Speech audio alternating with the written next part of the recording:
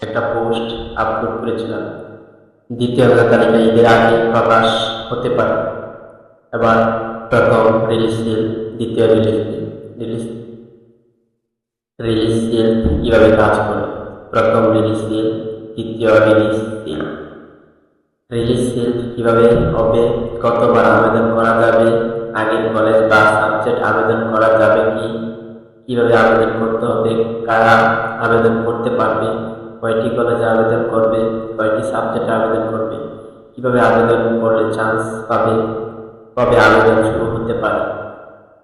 জাতীয় বিশ্ববিদ্যালয় honours 2026 release sell কিভাবে কাজ করে।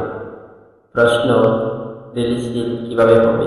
উত্তর, প্রথম ও দ্বিতীয় মেধা তালিকায় যারা চান্স পাননি, ইতিমধ্যে প্রথম মেধা তালিকা প্রকাশ করা হয়েছে। দ্বিতীয় মেধা তালিকার অপেক্ষায় ঈদের আগে প্রকাশ হতে পারে।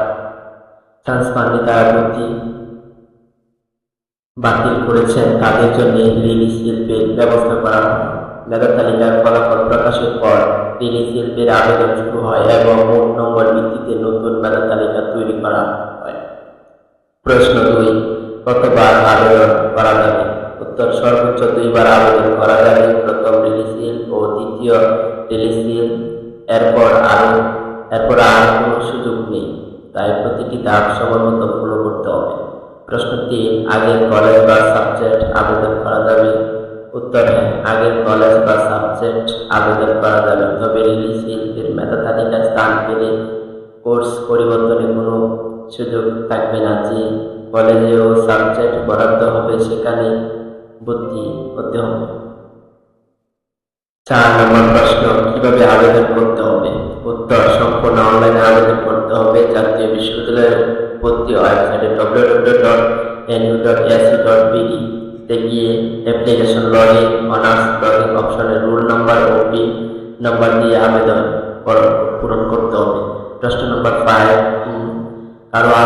কারা আবেদন করতে পারবে। উত্তর, নিচে শিক্ষার্থীরা আবেদন করতে পারবে। ভর্তি পরীক্ষার ন্যূনতম 35 নম্বর পেয়ে মেধা তালিকায় স্থান পাননি বা মেধা তালিকায় স্থান পেয়েও ভর্তি হয়নি, প্রথম দ্বিতীয় বা কোটার মেধা তালিকায় ভর্তি হয়ে পরে বাতিল করেছে, তারাও চান্স পাবে। প্রশ্ন নম্বর 6, কয়টি কলেজে আবেদন করা যাবে। উত্তর, সর্বোচ্চ 5টি কলেজে আলাদাভাবে আবেদন করা যাবে, তাই পছন্দের কলেজগুলো সতর্কতার সাথে বেছে নিতে হবে। প্রশ্ন 7, সাবজেক্ট আবেদন করবে। কয়টি সাবজেক্ট আবেদন করবে। উত্তর, প্রতিটি কলেজের জন্য আলাদাভাবে বিষয় পছন্দ ক্রম নির্ধারণ করে আবেদন করা যাবে, অর্থাৎ প্রতিটি কলেজে একাধিক সাবজেক্ট পছন্দ দেওয়া যাবে। প্রশ্ন নম্বর 8, কিভাবে আবেদন করলে চান্স পাবে।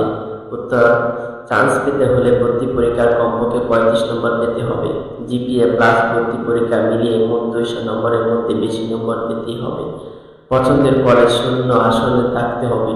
সঠিক কলেজ ও সাবজেক্ট পছন্দ করতে হবে। প্রশ্ন নম্বর 9, কবে আবেদন শুরু হতে পারে।